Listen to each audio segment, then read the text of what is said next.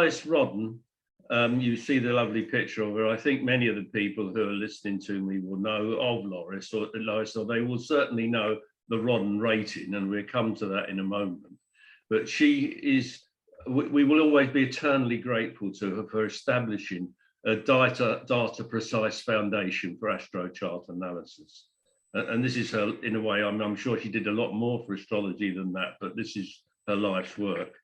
And if I can, yeah. And I just wanted to take you back to when I started with astrology in the early 1970s. Now, I mean, that tatty stuff there is what I carried around the world with me for a couple of years because I couldn't carry all the books I needed to calculate. But that was the kind of information we were dealing with, and we were interpolating to make exact positions of planets and house positions and understanding latitudes and longitudes.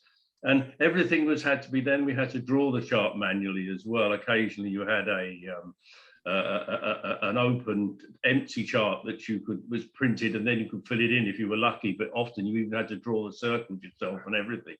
So you can imagine, those of you who are new to astrology, what it was like and how difficult accuracy was in those years of the 1970s. That doesn't mean that there weren't some brilliant, precise astrologers doing very exacting work, and it's very much their credit they're able to do it, but it was a real challenge.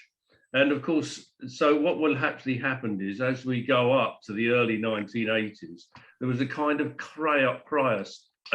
chaos of accuracy, as I called it. If I can only get my little mouse to work here, what's going on? There we go. Calculations were by hand, as I've just said, with little or no help from computers. I remember the first time I touched a computer was in 1980, and it took about 5 minutes to present the actual planetary positions and about 10 minutes to boot up the system that did it. So you were working more like manually, and the ephemeruses were fairly unreliable. You know, you only got them for a particular point, maybe Greenwich, and then you had to interpolate from those. And it wasn't until people like Michael Irwin and Robert Hand developed reliable algorithms and started developing computer programs that were much more effective, that we started getting more precision, more reliability. Another big problem at the time was the time zone information. Some of you will be aware of Doris Chase Jones' early work. The chaos of middle America, for example, the states changing and even counties changing and even sub-counties changing within changes. The idea of how you would know exactly what the time zone was and when it was implemented was really very difficult to know until this sterling work from Neil Michelson and his ACS Atlas, which first came out as a book and then as we know, a computer program. We've got so used to using it and having accurate information. But in the 1970s, 80s, even the 90s, this was not so easily available. And so the chart data used was also, alongside this unreliability, even if you had the right data, was the fact that you didn't even know if you had the right data, because maybe in America, it was properly recorded, but because it's on the birth certificate, in many countries it wasn't. A lot of people were giving information and taking it for gospel when they weren't checking it out properly. I mean, I've seen masses of index cards from those days. People conscientiously collected these index cards. In the Astrological Association in Great Britain, we had a man who used to sell data at 50 pence a chop. You have to send him a stamp addressed envelope and 50 pence, and he'd send you back the data for someone. And that was the best that was available really until well into the 1990s. And so in the midst of this chaos, the concept of dirty data became a red flag of the astrological community. We started talking about what was reliable and what wasn't reliable data. And this is where Lois Rodden came in. She took up the challenge to discipline and categorize the chart data used. She founded the now universally accepted Rodden rating, which is from AA, which is totally reliable, to XX, which we don't even know what day he was born, or probably don't know what year he was born, and everything in between. And by 1986, she published 3 volumes of reliable data. And over a number of stages, following her passing as well, this was built into a collection which was taken over by Lois Rodden of astro.com in Switzerland. And with a growing team of supporters, it's now the most clear and reliable source of data available. I mean, her work was the core of it, but he's of course done, and his supporters have done tremendous work adding to it. And now anybody can go to Astro Data Bank and free of charge and access reliable data. And if it isn't reliable, then they say it isn't reliable, you can know exactly where you stand with any data on that site. This is the achievement of Lois Rodden. And it's her spirit and inspiration that has made it possible to do the kind of accurate astrology we're doing today. I'd like to pass over to Anne now. Okay, so one of the things that Kepler had asked us to do was to talk about how we evaluated a chart. So the next 3 presentations, mine, Roy's, and Omari's, are going to be how we each approach, and we're basically Western traditional astrologers.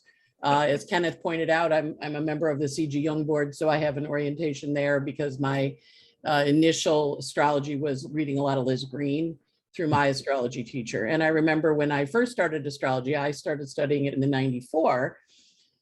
And my teacher, John Marcusella, was standing there holding a book of Lois Rodden's charts in his hand. And I'm like, what is that? And he goes, that's charts. And I'm like, oh, and he goes, when you get older, you can buy one. So I was like, okay, how cool. And so I feel really honored because it was my first, oh, you mean there's all these people's charts I can look at, you know? So I think of her as being kind of like my fairy godmother with charts. So I'm going to show you how I do a chart, and then everybody else is going to talk about how they do it. So I'm Western tradition, primary education, John Marcusella, Eileen McCabe, who are 2 excellent astrologers in New York, and Ken Kimball, who was my techie guy. And so what I do is I prepare this sheet. This is what I look for everybody when I pull up a chart. So this is my, okay, let's look at Lois and see who she is and where she goes. So our birth data for the record is May 22, 1928. 12:27 a.m. in Lang, Canada, which is the 104 West 23 Lang, because there's a couple Langs in Canada. And of course, I look first as a gestalt picture of the chart, right? So the first thing I'm immediately drawn to is the Saturn at the top. And I go, wow, look at her Saturn in Sagittarius, teaching, preaching, and also wise. And also attention to organizing the chaos of Sagittarius. So to Roy's point, Sagittarius is candles, it's fire, it's movable fire. And she's like, oh my God, there's all these movable things. Let me structure it systematically. And her Saturn, of course, is happy being in the 10th house because he rules the 10th house. Not necessarily that happy being in Sagittarius, but it does trine widely Jupiter, but it is retrograde. So if you think of her as, I always think of retrograde planets as wanting to dig in and go a little deeper. And then of course we see the South Node, I use True Nodes right there at the tippy top of the chart. So she's coming in with a path of saying, let me gather the volumes of things and figure out what to do with them. I've got all these volumes coming in and I'm going to channel it towards that North Node in Gemini. And you think of Gemini, A, B, C, D, E, F, it's where we learn our alphabets when we're in grammar school, the Gemini time. So she's channeling it down into numbers. And we have A, B, A, you know, like a rating system, like when you get your grades in grammar school or college or high school, same thing. So you can see that just right there, just that boom pop down. Then we see, oh, gee, she's a Gemini. In the 3rd house. Data, I'd be willing to bet Lois had tons of books and tons of information and tons of ideas. And her Mercury loves to be in Gemini in the 4th house because it's like I'm talking, I'm communicating. And notice the Mercury Saturn opposition. So Mercury's past the opposition to Saturn. So he says, you know, can't we do something about all this chaos that we've got going on? Like maybe we can fix it a little, Saturn. And you know, Saturn, he always likes you to do him. Whatever your chart is, you do your Saturn every day. I always say to my students, do your Saturn. And they go, what is it? I said, it's what you do every day because that's your Saturn. But it's also the thing that you're most dedicated to, you have the most commitment to, you have the most passion about. We go over to the right and I look at the declinations and you can see the little red guys there. Lois's moon is out of bounds in Cancer and it's pretty far out. And when we have an out of bounds moon, we know that the path of the planets go from the Tropic of Cancer to the Tropic of Capricorn. That's what the sun's path is. And when the moon, all the planets are supposed to follow the sun. He's the boss. And the moon says, and Mercury goes, because Mercury is also out of bounds. So she is going to go past the boundaries emotionally and past the boundaries around Mercury issues, around moon issues and Mercury issues. And so we know that she's going to hit those home runs over the fence and then also hit line drives into the stands, hit somebody in the nose, blood and guts. So we know she's got this range of energy that she's going to work with. We see a nice Aquarius rising. I would maybe adjust her birth time a little because she's famous and it's right near a point of fame in the Uranian system, which I also practice. But we see that we're working with a chart that has this very passionate desire as a Gemini sun with an out of bounds Mercury to make a mark, to make a change, to do something with that. If we think of ourselves as the community that she serves, we go over and we look at that seventh house and we see, I use Placidus houses because I like the sky to look like it looks where we are. But I love equal houses. I love whole sign, but I was raised in Placidus, kind of like the church you're born into. It's my religion, you know, everybody, the houses are always one of those, but I love other house systems. I'm very ecumenical, but you notice her Mercury is, her Virgo is intercepted in there. And you see the Neptune in Leo, like we have this beautiful creative art that we serve and provide to people. But if we aren't accurate, sun ruling the seventh, the clients, the public, what are they going to say about us? We want them to Mercury say nice things rather than, you know, how many thousands of people are born with the same day and how can that astrology stuff work? And you can see Lois with her Mercury Saturn, really a desire to prove that it works. And then of course the Sag midheaven, the teacher, the preacher, the wise woman, and it's on, Jupiter is in Aries. It's a pioneering Jupiter, not an easy placement for it in Aries. But it pioneers, it does things, it goes places no one's ever gone before. She's kind of like the Star Trek of the astrology world. And that Jupiter trines that Neptune. So she saw the dream of what it would be for astrology to have accurate, predictable data. She has a fast moon out of bounds. So she whipped this into shape. Notice I like asteroids because and I love Demetra George. She was my first asteroid goddess, one of my favorite books. You can see she's got Pallas Athena rising.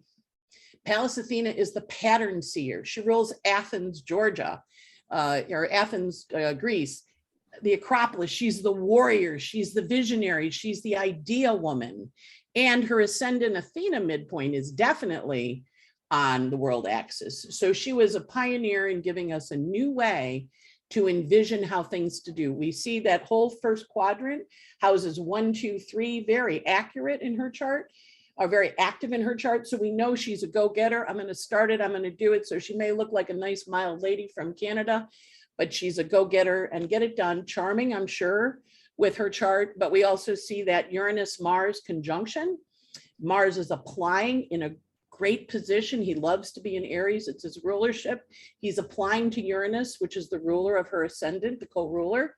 And we can see someone who's going to take action, that's pioneering. All Aries are pioneering, whatever those planets are in, and want to do something that's different. And so she created for us, notice Vesta next to the Mars, she created a place for us to rest and to say, this is accurate. So we have astro.com, we have astrologers working with it and seeing it. So we love those out of bounds planets. And then the other thing she has is a couple of fingers of God called yods or yods. Now I don't mean to cut you off, Yep. but we got less than 10 minutes Left. left. I'm going to shush. Okay, I'm going to set. So she's got a finger of God that involves doing this with her Saturn and her Venus and her Pluto. So she's directed to do it. So, first of all, Venus in Taurus and Sun in Gemini in the third, strong attachment to reliable information.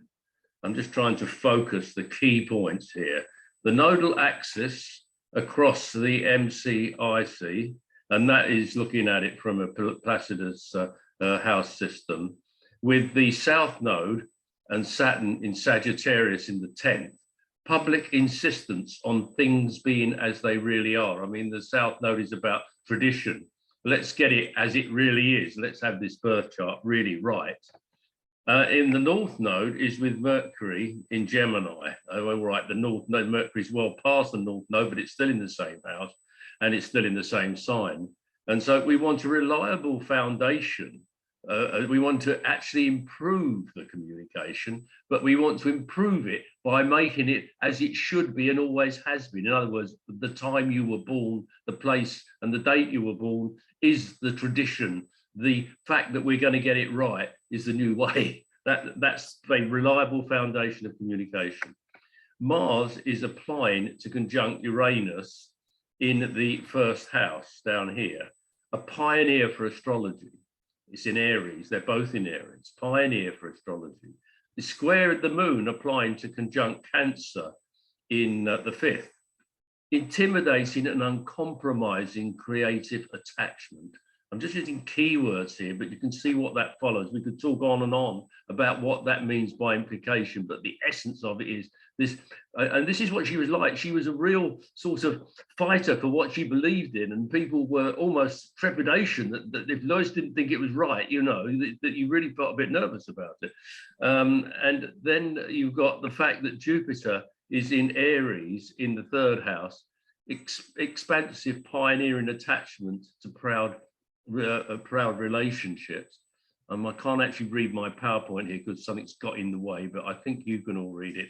And then the last point was with the ascendant in Aquarius, there was this all for astrology. She's doing this for astrology. She's actually setting the standard that we all have to work with. The chart speaks it so strongly and so clearly and so focusedly, and I find that incredibly exciting.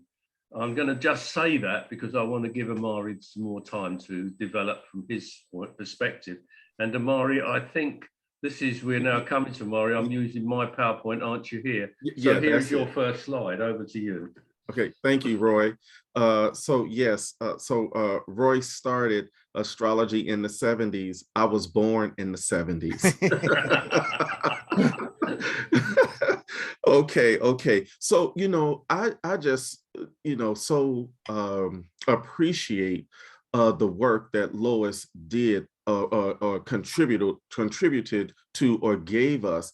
And I think she aimed for the reliability and the validity of data, specifically birth data.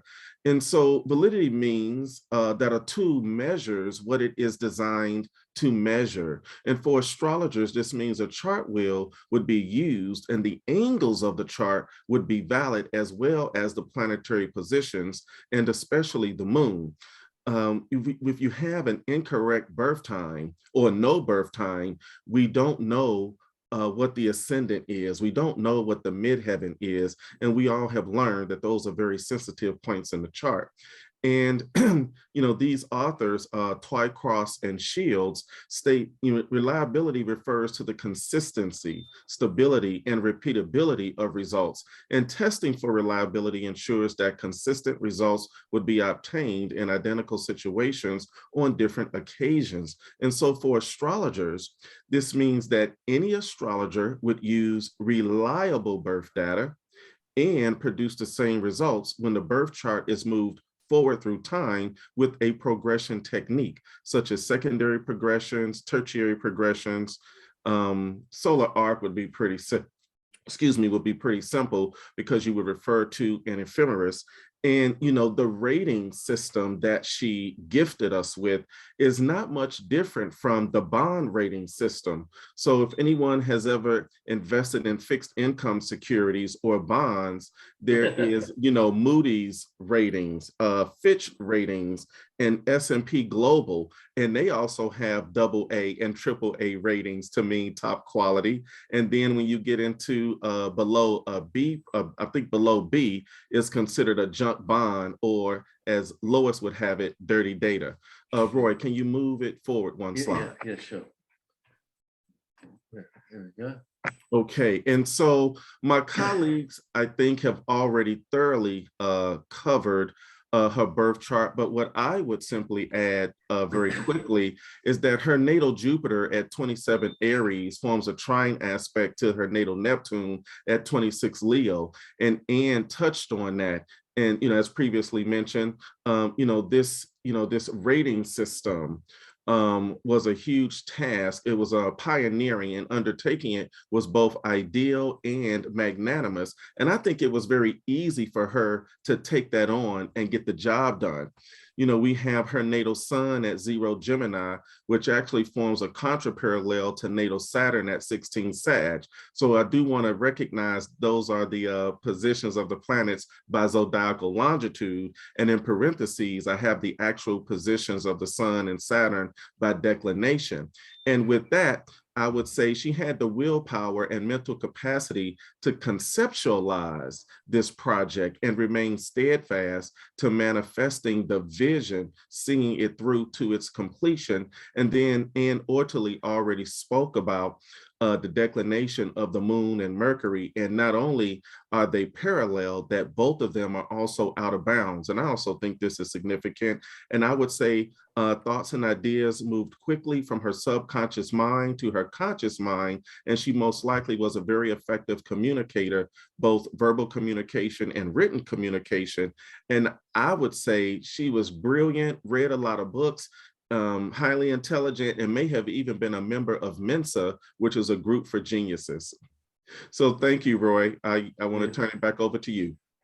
Thank you. Well, we have a few minutes for questions and any other comments that people want to make. Can we pull the chart back up for a moment?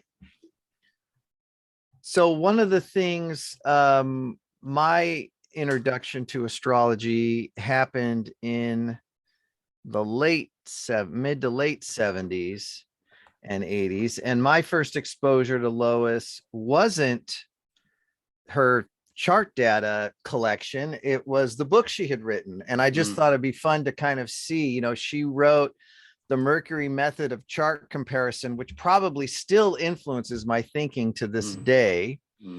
I'm just looking at books that are in print that you can get on Amazon today by Lois. She also wrote Money, How to Find It with Astrology. She was quite prolific as a writer of practical astrology books. Modern Transits is another one, so in addition to collecting the data, and I think you also, I'll let you guys talk about it, but I think you also can kind of easily see that in her chart as well. Yes, she was definitely, I'm glad you brought that in because, yes, we do remember her so much because it's so valuable what she did with data. But you're right, she was a good astrologer, a very good astrologer. And that's why she cared so much and wanted us to be good astrologers by getting our data right, So those books are definitely worth reading. They are the same standard as the standard she demanded of us.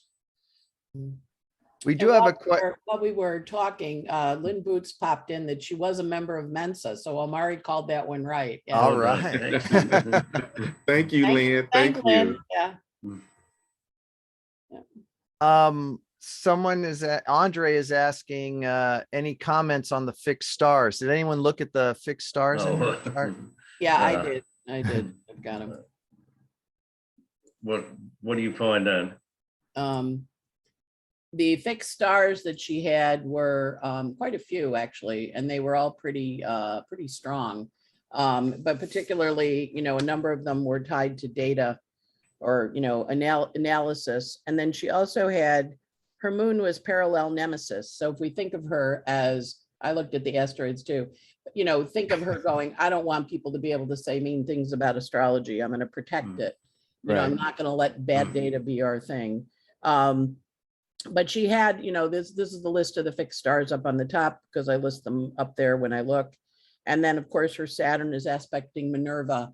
And Minerva was very much about working with her hands and working with data, kind of a companion energy to cataloging and organizing things. So with the Saturn opposite the Minerva, that she would summon up, okay, let's get this wrapped up and organized. So these are the fixed stars. So I always encourage people to go through and look them up and kind of think it. And of course, with Mercury on Capella, her ability to talk and communicate. Mercury on Bellatrix, which is the star of seeing, Also blindness, so it's an interesting star that she was seeing where we were blind in astrology with that out of bounds Mercury.